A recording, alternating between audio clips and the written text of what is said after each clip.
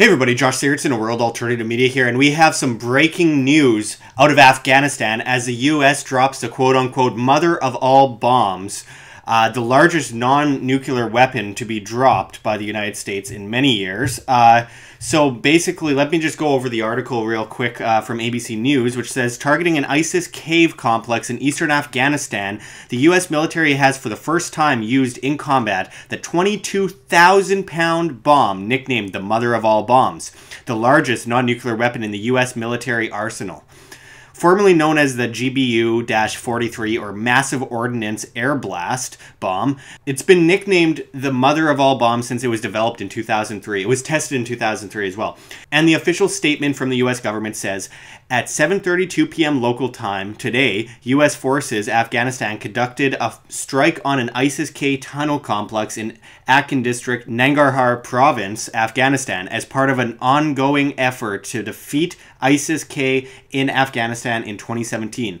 The strike used a GBU-43 bomb dropped from a U.S. aircraft. The statement continued. The strike was designed to minimize the risk of Afghan and U.S. forces conducting clearing operations in the area while maximizing the destruction of ISIS-K fighters and facilities.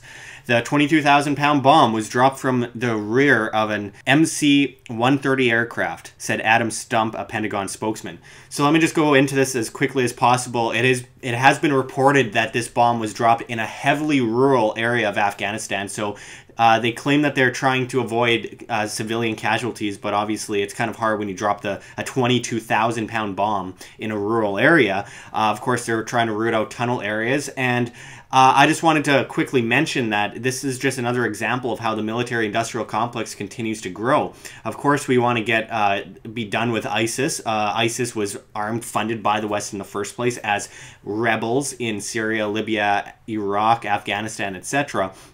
And this all comes after a Green Beret soldier was killed in Afghanistan in the same area. So it was a retaliation strike. But again, the status idea that the U.S. should just go in and be the policeman of the world, it's horrible. It's tragic that the Green Beret soldier lost his life. It's also tragic that he was there in the first place, as they are continuing to overtake all of the Middle East, destabilize the Middle East, overthrow the dictators, put in puppet dictators, armed fund rebels, and just constantly try and go after oil is a big one. The oil pipelines that are going through these countries, it seems to be perpetual, at the same time as seizing gold and commodities from these countries and installing their central banking powers. It's really important to continue to cover this issue and explain to people why this is exactly happening and go down the line to where it started, going back to like the 1952 military coup by the U.S. in Iran, and build it up to today and explain why this is happening.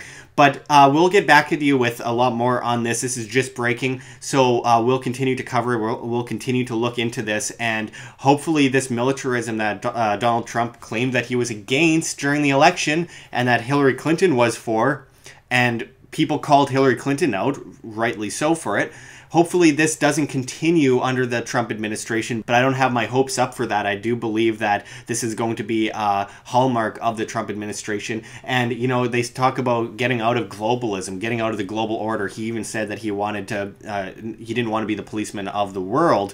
But apparently he's gone back on that, obviously with Syria, North Korea, and now Afghanistan. And it goes to show that the military-industrial complex, which is one of the most important parts outside of the financial sector of the global government power, is growing all the time. So thanks for watching, everyone. You can check the links below. GoFundMe, Patreon. We can't do it without you. Any donation is very much appreciated, especially in these times when we are so incredibly heavily censored by YouTube and demonetized.